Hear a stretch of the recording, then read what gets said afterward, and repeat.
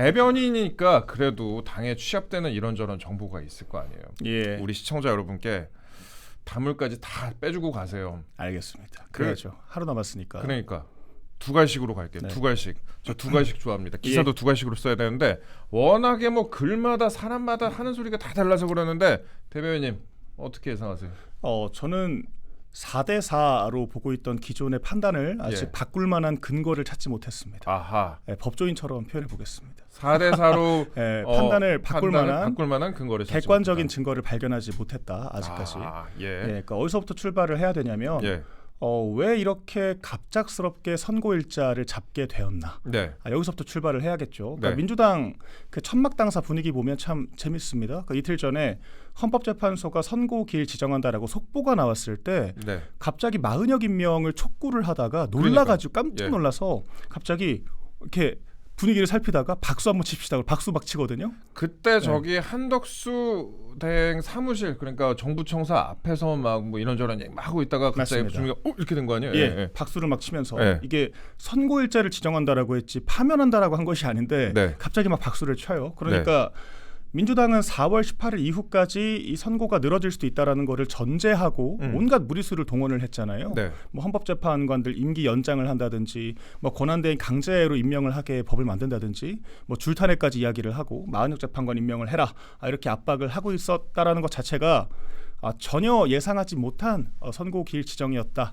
라는 것이고 그만큼 헌법재판소가 좀 급작스럽게 선고기일을 정해야 될 모종의 이유가 있었다라고 봐야 되거든요. 그럼 그게 뭐냐라고 했을 때 저는 민주당의 무리수 때문이었다. 무리수라고 법안 여러 가지 발의하고 제가 방금 쭉 말씀드렸던 그런 무리수들을 보면서 더 미루는 것은 사회적 혼란을 정말 걷잡을 수 없이 증폭시킬 수가 있다라고 헌법재판소가 생각을 했을 것 같거든요. 약간 이런 저의 단서를 어제 좀 확증시켜줄 만한 그런 보도가 하나 있었습니다. 중앙일보에서 그런 이야기를 했더라고요. 그 문영배 재판관 그러니까 소장 대행이 이제 어떤 평의에서 고성이 갑자기 오가더니 이제 됐죠. 이런 식으로 하면서 선고 기일을 지정을 했다라는 거예요. 제가 이거 짧게 좀 부연 설명드리겠습니다. 문영배 대행이 등 떠밀려서 기일을 지정한 거 아니냐 이런 분석도 좀 일각에서 나오고 있는 상황입니다. 그 공신력 있는 언론에서도 이런 내용을 좀 다루고 있는데 아까 이제 박민영 대변인 말씀하신 부분이 중앙일보 기사인데 이게 그 논설위원급이 쓴 유료 기사입니다. 유료 기사인데 회의실서 고성 터진 직후 잡힌 헌재 선고일이라는 제목이었어요. 그런데 헌재에서 평의 중에 고성이 있었고 평의가 끝난 후에 문영배 대행이 직원들에게 판결 준비해라 라고 했는데 그때부터 4일에 선고난다라는 얘기가 들었다. 그런데 문영배 대행이 재판관들 듣는 앞에서 됐죠? 라고 말했다. 이런 내용 아니겠습니까? 맞습니다. 그러니까 이게 뭔가 그 두 가지 가능성이 있는 거잖아요. 갑자기 선고일자를 지정했다. 첫 번째, 극적으로 합의에 이르렀다. 인용이든 기각이든 또는 갑자기 이 결정을 내려야 할 만큼 좀 중대한 좀 위험 상황이 생겼다. 근데 저는 첫 번째 가능성이라고 한다라고 하면 문영배 소장 대행이 그런 식의 언사를 하진 않았을 거라고 봅니다. 만약에 인용표로 모였다라고 하면 그렇게 조금 뭐랄까요? 서로 어깃장 놓는 그런 분위기 속에서 뭔가 선고일자가 지정됐다라고 하면 저희가 종래 이야기를 했던 그 교착설, 그 데드락설, 이제 그 연장선에서 어쨌거나 결론은 내야 하지 않겠냐라는 문제의식의 발현이었다라고 볼 수 있는 거거든요. 그렇죠. 그렇다고 하면 근데 이게 또 다른 정황과도 맞아떨어지는 것이 이재명 그 대표의 무리한 무죄 선고가 있었죠. 정말 비상식적인 선고가 있었고 이 민주당이 정말 그 내각까지 무정부 상태로 만들겠다. 그래서 법률안을 자동 공포를 하겠다라 그러고 사실 문영배 이미선 재판관 임기 연장법 같은 경우에는 전 당사자들도 당혹스러웠을 것 같아요. 그렇죠. 그러니까 정작 당사자들한테 임기 더 하고 싶냐라고 물어보지도 않은 것 같거든요. 그냥 본인들이 연장을 시키겠다라고 한 거예요. 그래요, 맞아.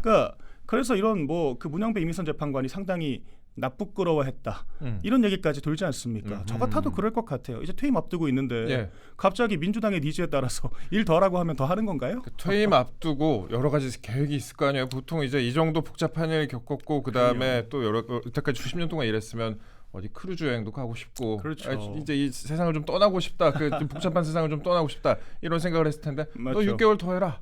그렇죠. 네. 더군다나 지금 얼마나 그 임기 말에 고생을 많이 했습니까? 이게 다 민주당 때문에 고생을 한 거죠. 그러니까 이게 좌우 성향을 떠나서 민주당이 줄타넥을 하면서 지금 국무위원들 심리만 지금 몇 달째 계속하고 있고 일반 사건 지금 마무리도 못했다라고 하거든요. 네. 그러니까 그 신변 정리도 못한 상태에서 부랴부랴 선고하고 나가야 되는 사람들한테 더해라. 우리를 위해서 더해라. 이렇게 이야기를 하는 거니까 그러니까 민주당이 헌법재판관들 입장에서는 굉장히 부적절한 처사들을 많이 했죠. 결정적으로 을사팔적이다. 을사오적이다. 이런 그건들을 쏟아내지 않았습니까? 뭐 한국에서 못 살 것이다. 뭐 이런 얘기도 했어요. 뭐 그러니까 그 선고일자 지정된 뒤에도 계속 그런 얘기를 하고 있잖아요. 그래서 이런 것들이 트리거가 됐을 가능성이 굉장히 높다라고 저는 보고 있고요. 그러니까 이를 뒷받침하는 또 하나의 근거. 보통 저희가 선고기일을 한 이틀 전쯤에 지정을 합니다. 헌법재판소가. 그렇죠. 그런데 이번에 정말 이례적으로 3일 전에 지정을 했어요. 더군다나 대통령 이 탄핵 심판 같은 경우에는 사회적 관심도가 지대하고 저희가 이 계속해서 이 약간 무력 충돌의 가능성까지 점치고 있지 않습니까? 그렇죠. 우려를 하고 있는데 그런 만큼 기습적이지까지는 않더라도 좀 임박해서 선고일자를 지정하지 않겠는가라는 것이 중론이었는데 그렇죠. 오히려 3일 전에 했고 그리고 약간 이 일부러 국민들에게 알리듯이 이미 판결이 끝났다라는 보도가 수차례 나왔어요. 여러 언론사를 통해서 복수의 그런 보도가 나왔고 여기에 대해서 헌법재판소가 반박을 하지 않았습니다. 판결이 끝났다. 그런데 현실적으로 3일 전에 판결이 끝났을 수가 전 없다라고 보거든요. 보안상의 문제 때문에. 그렇죠. 사실 안 흘러나갈 수가 없잖아요. 사실 박근혜 전 대통령 당시에도 당일 오전 아침까지도 평했었다 그랬었어요. 그러니까 한덕수 총리 같은 경우에도 결정문을 다 써놓고 회람까지 했는데 선고만 안 하니까 이게 어느 경로가 됐건 유출이 된 거 아니겠습니까? 그렇죠. 결과가. 그러니까 그런 상황에서 전 판결을 안 했을 거라고 보는데 굳이 했다라는 사실을 헌법재판소가 흘렸다라고 하면 의도가 뭐겠냐? 딱 하나거든요. 그만해라. 우리 좀 그만 괴롭혀라. 헌법재판소 압박 그만하고 저런 말 같지도 않은 무슨 헌법재판관 임기 연장을 한다느니 이런 법안 같은 거 중단시켜라. 그리고 최상목 권한대행 당시였죠. 그 탄핵 심판 중단해라. 그러니까 약간 이런 전 메시지였다라고 보거든요. 한덕수 총리 선고도 그 당시 최상목 권한대행에 대한 민주당의 탄핵 압박이 계속되니까 그때 가서 헌법재판소가 사실 선고일자를 지정을 한 거였어요. 그러니까 헌법재판소가 이런 그 야당에 의한 헌법질서 유린에 대해서 의식을 하고 있다라고 저는 보는 거거든요. 그러니까 이런 정황들로 봤을 때 헌법재판소가 인용 결정이 나서 지정을 했다라기보단 등 떠밀려서 지정한 것으로 보이고 그 원인 제공을 민주당이 한 것 같다라고 했을 때 이 기각파 있던 사람들이 인용파로 건너갈 만한 정황상의 증거를 찾기가 어렵죠. 그러니까 지금 그 일부 정보지에서 민주당 빨로 보입니다. 정영식 재판관이 갑자기 변심했다라는 그런 이제 플로우를 주장을 하고 있는 건데 그렇죠. 근거가 없죠. 갑자기 왜? 그러니까 왜가 필요할 거 아닙니까? 설득됐다 이런 식으로 한번 돌렸잖아요. 그러니까요. 근데 이게 왜 설득됐는지가 없죠. 그러니까 5주나 평일을 하면서 자기 입장을 고수했던 재판관이 갑자기 하루아침에 더군다나 뭔가 다른 변수가 있었던 것도 아니고 오히려 민주당발 무리수만 계속된 상황에서 갑자기 입장을 바꿨다? 이런 게 되게 합리적인 추론은 아닌 것 같거든요.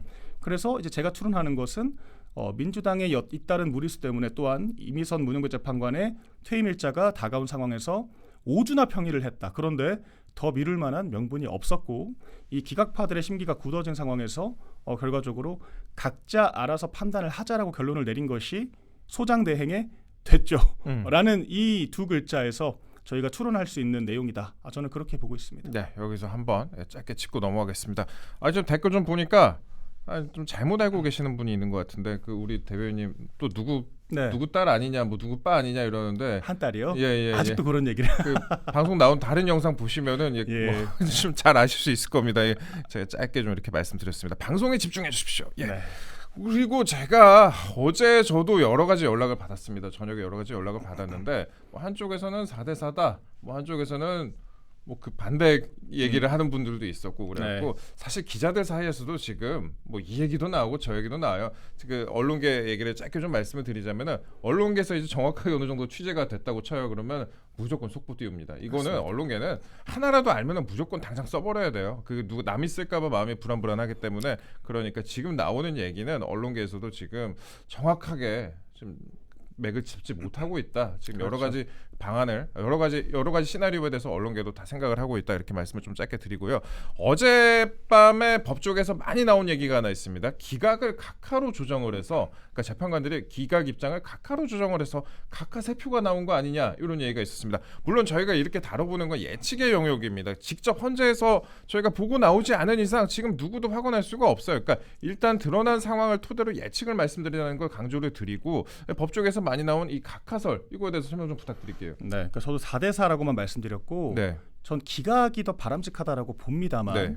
각하로 조정되었을 가능성이 있죠. 왜냐하면 이 결과적으로 선고기일 지정에 극적 타결을 하는 과정에서 어쨌거나 인용파들을 또 설득할 만한 논리도 필요했을 것 같거든요. 네. 왜냐하면 결과적으로 이 결정문을 최종적으로 확정짓기 위해선 재판관 전원의 서명이 필요하기 때문에 네. 한 명이라도 거부하면 어쨌거나 결론을 못 냅니다. 그렇죠. 그래서 결론 내기 위해선 인용파 그 기각 또는 각하파들의 의견을 적당히 절충할 필요가 있었다라고 보는데 5대3으로 아마 결론 내기는 어려웠을 거예요. 네. 그러니까 이게 사실 좀 좌파 언론들의 그런 주장이긴 하지만 마은혁 재판관이 불임명된 상황에서 5대3으로 결론 내면 사실 이거는 좌파 진영에 불복할 만한 근거를 제공하는 꼴이 될 수가 있거든요. 그러니까 마은혁 들어왔으면 인용인데 마은혁을 임명 안 함으로써 기각 또는 각하가 된 것이기 때문에 다시 하자 받아들일 수가 없다. 근데 이제 이것이 저희는 동의하기 어렵지만 헌법재판관들 입장에서는 당연히 그런 가능성도 염두에 뒀을 것 같거든요. 그래서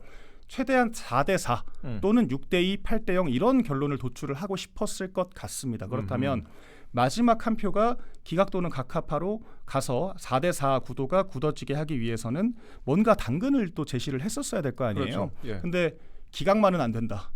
이제 이런 이야기들이 있었다라는 거죠. 인용파들이 기각을 하게 되면 일사부재리에 따라서 안정적으로 직무복귀를 하는 것이기 때문에 이것은 확정적인 그 잘못이 없다라는 걸 헌법재판소가 공인을 하는 것이기 때문에 인용파들은 그건 인정할 수가 없다. 다만 각하 의견을 내면 각하 결론을 내면 파면될 수 있었던 건인데 어쨌거나 절차가 미비했기 때문에 일단 직무를 복귀시키는 것이다.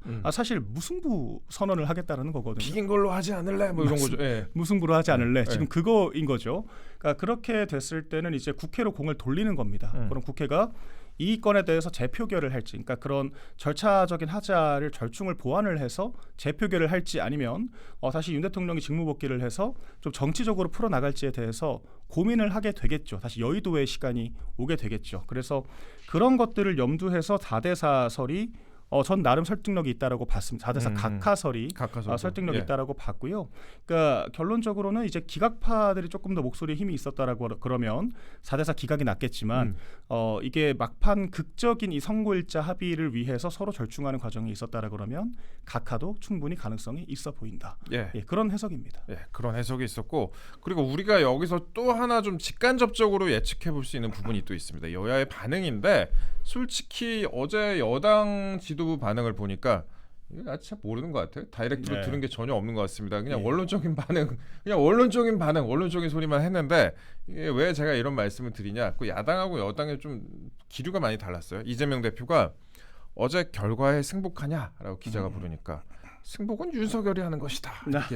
라고 얘기를 했다고 합니다. 그러니까 지난달에 모 방송에 출연해서는 당연히 승복해야 한다라고 얘기를 했는데 그 사이에 입장이 바뀌었던 거예요.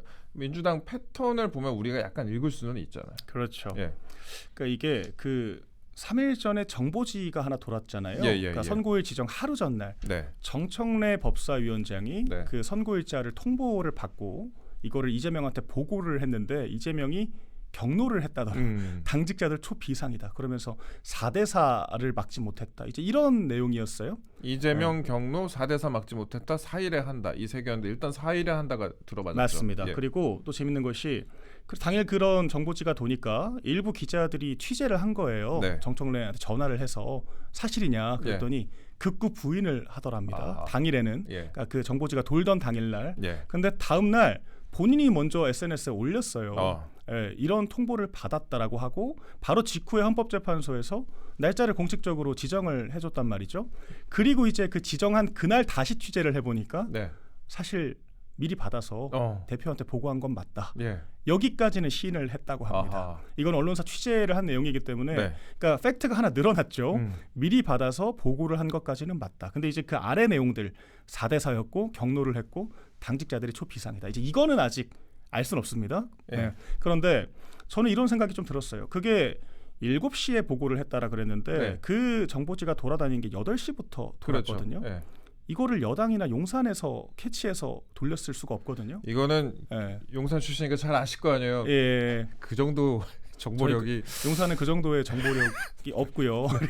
없고 예. 그리고 이런 건 민주당 내부에서 흘러나왔을 수밖에 없는 예. 내용이죠. 그리고 거기 보면 그 헌법재판소 주변을 진공 상태로 만들기 위한 구체적인 조치들까지 다 적시가 되어 있었어요. 그러니까 이제 와서는 굉장히 신빙성이 높은 그런 정보지였다라고 저는 보는데 이런 것도 하나 단서가 될 수 있고 약간 이걸 좀 뒷받침하는 건지 모르겠지만 정청래 의원이 지금 굉장히 조용합니다. 조용하죠. 사실 잠적을 거의 했어요. 네. 그러니까 법사위원장 겸 탄핵소추위원 단장이었잖아요. 네. 그러니까 만약에 좀 긍정적인 사인을 얻었다면 네. 어떻게든 공치사를 하고 확정적인 승리 선언을 하면서 좀 자기가 다 만들었다라는 식으로 이야기를 하고도 남을 소위 관심 예. 관종인데 그런 게 전혀 없다. 예. 놀라울 정도로 없다. 그러니까 이런 정황들을 봤을 때는 그러니까 저희가 다 정황입니다. 추정이고. 예, 정황입니다.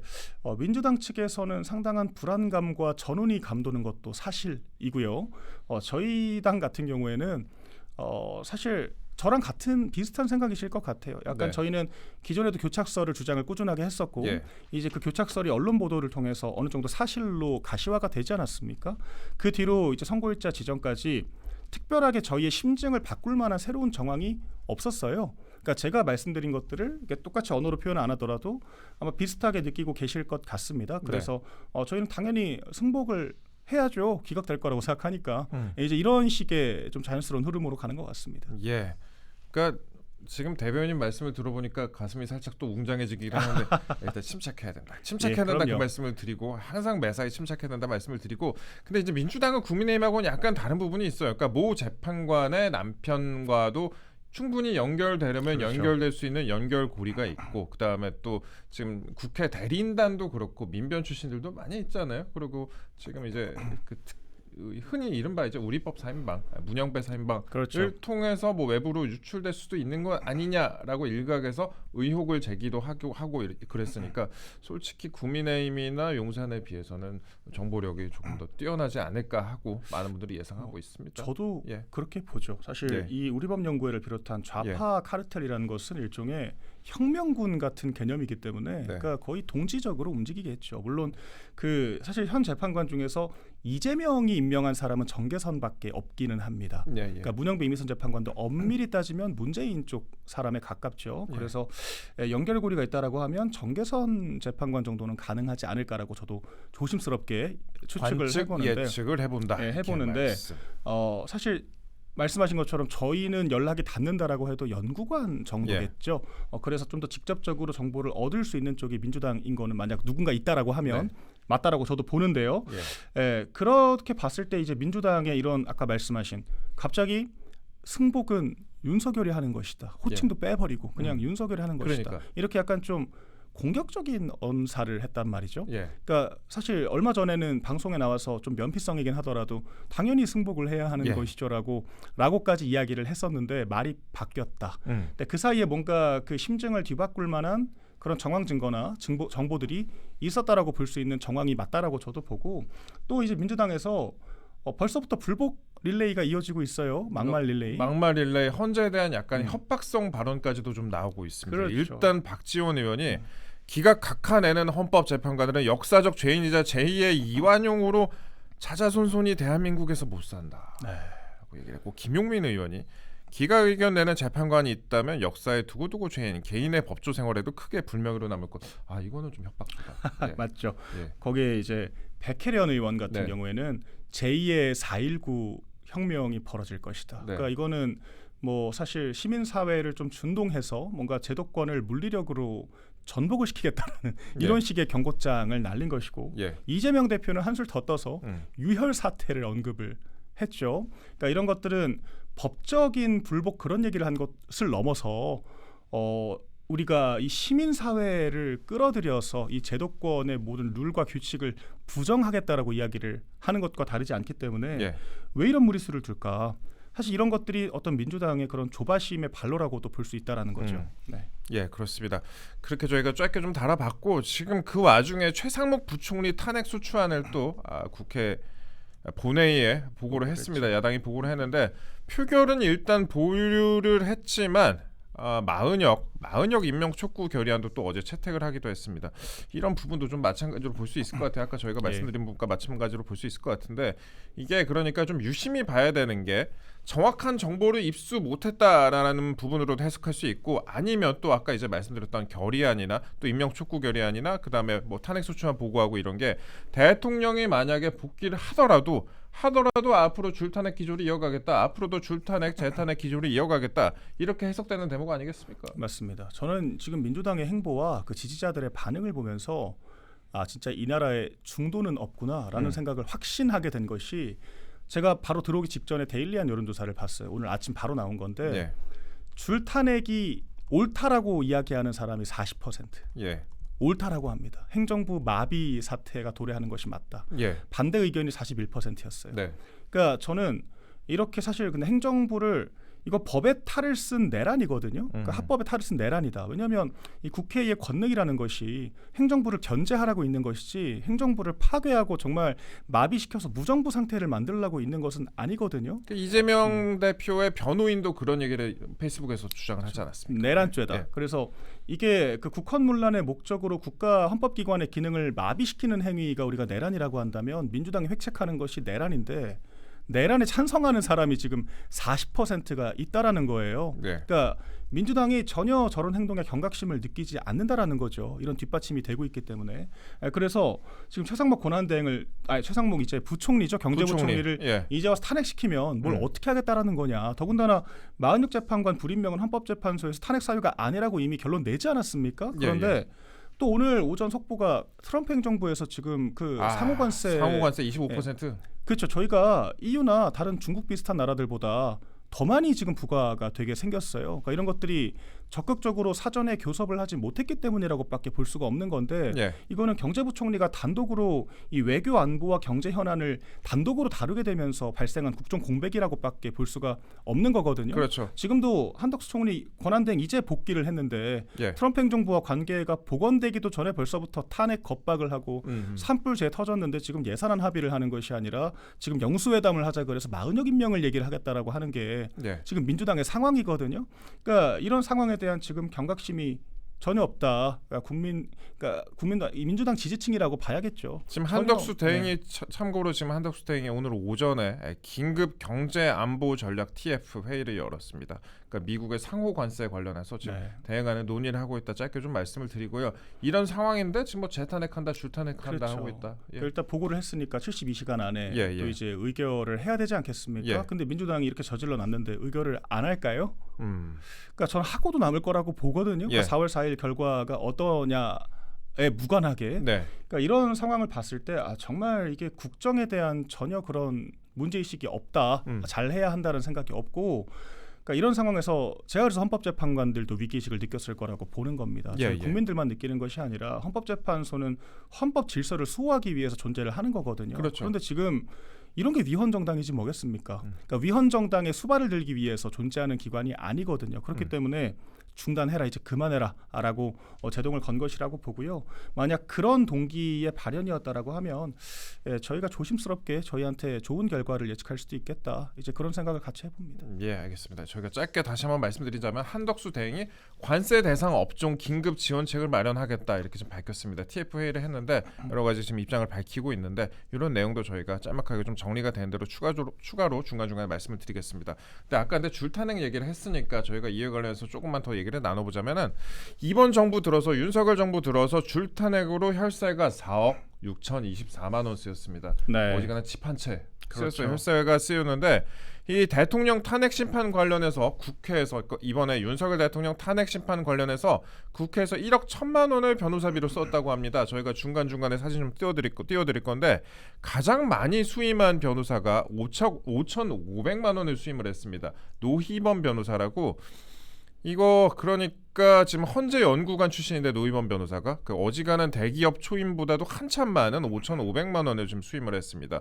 지금까지 일단 국회 탄핵 심판 성적의 구전 9패 아니겠습니까? 그러니까 구전 9패인데 지금 4억 6천만 원을 썼고 이 중에서 5,500만 원을 수임한 변호사가 있다. 그런데 이 노희범 변호사는 참고로 이 각종 언론에 지금 중립적인 것처럼 인터뷰도 하고 특히나 뭐 MBC나 JTBC에는 자주 등장도 하고 그러더라고요. 저는 그냥 아무 상관이 없는 줄 알았어요. 그런데 지금 뭐 여러 가지 탄핵 심판에 지금 관여가 돼 있다. 네. 그러니까 이게 곧 소위 좌파 카르텔이라고 봐야겠죠. 네. 그 4억 6천만 원이라는 것이 결과적으로 이 탄핵 소추단 측이 야당이었기 때문에 야당 중심의 인사들이 다 수임을 했단 말이죠. 네. 60% 이상이 문재인 정권 당시 인사였거나 예. 아니 이재명 대표 측근 인사들로 구성되었다라고 보도가 또 있었고요. 그러니까 나머지도 사실 뭐 보수 성향은 아니겠죠. 그런 네. 성향이 특정되지 않는 사람들. 그러니까 결론적으로 거의 이 대다수의 그런 국회 예산을 그 소위 좌파 카르텔 진영의 이런 변호사들이 다 독점을 했다라는 것이고 그 예산이 말 그대로 집 한 채 살 정도의 그런 예산이었다라는 건데 지금 5,500만 원 수임하고 구전 9패를 했다라는 거 아니겠습니까? 네. 그러니까 이게 나라 돈이기 때문에 성과에 대한 그런 개념도 없는 거예요. 네. 정말 그냥 같이 이 국세를 나눠 먹는 그런 개념으로밖에 볼 수가 없는 거고, 그러니까 지금 이게 민주당이 지금 꽉 먹고 알 먹는 걸 넘어서 일석삼조의 지금 만행을 저지르고 있는 거죠. 아니 그 자기 지지자들은 또 잘한다라고 박수 쳐주고 더군다나 직무정지 목적으로 해서 결국 방통위원장 지금 뭐 거의 1년 가까이 그렇죠. 마비를 시켜버렸죠. 그리고 이제 또 이런 식으로 쌈짓돈들 다 나눠 먹으면서 또 자기 또 세력 불리기까지 활용을 또 했죠.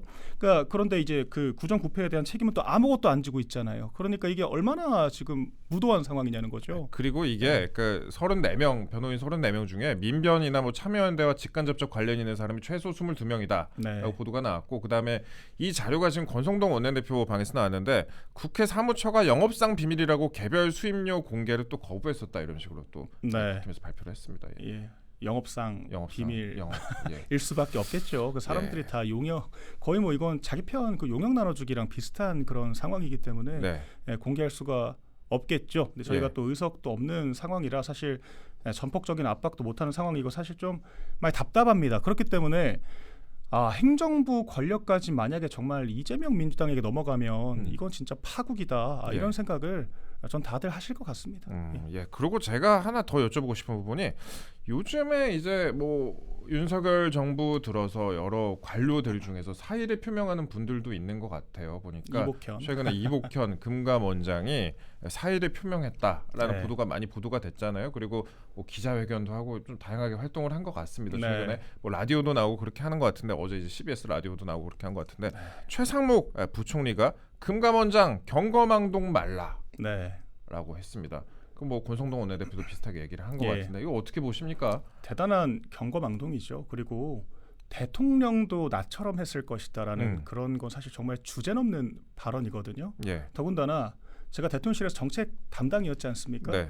상법 개정에 대해서 대통령께서는 단독 처리는 신중할 필요가 있다는 기조를 지속적으로 말씀을 하셨어요. 네. 그러니까 상법 개정 자체가 바람직하지 않다라기보단 적어도 상속세 완화 같은 기업의 인센티브를 주면서 네. 대타협 개념으로 가져가야지. 지금도 이중 삼중 규제로 지금 그 고충을 겪고 있는 기업들한테 또 하나의 그런 걸림돌을 줄 수가 없다라는 것이 저희 정부의 기본적인 기조였거든요. 그런데 금융위원장도 아니고 그 산하에 있는 금감원장이 가당치도 않은 지금 이야기를 하고 있는 거고 임기 고작 2달 남았거든요. 예. 그 2달 임기를 걸고 그 자기 직을 걸겠다 말겠다라고 하는 것 자체도 굉장히 궁색한 이야기를 하고 있는 거죠. 나갈 건 바로 나가면 되지. 예. 왜 사표를 굳이 씁니까? 당연히 사직서를 제출하고 짐 싸서 청사를 떠나는 게 공인의 올바른 태도이고 국민과의 약속을 지키는 태도다. 여당에서 이제 원내대표가 이렇게 얘기를 했습니다. 예. 예. 그리고 또 이제 금감원이 그렇다고 상법의 그 집행 소관 부처도 아니에요. 네. 그러니까 자기 관련된 것도 아닌데 정말 주제넘는 얘기를 하는 것이고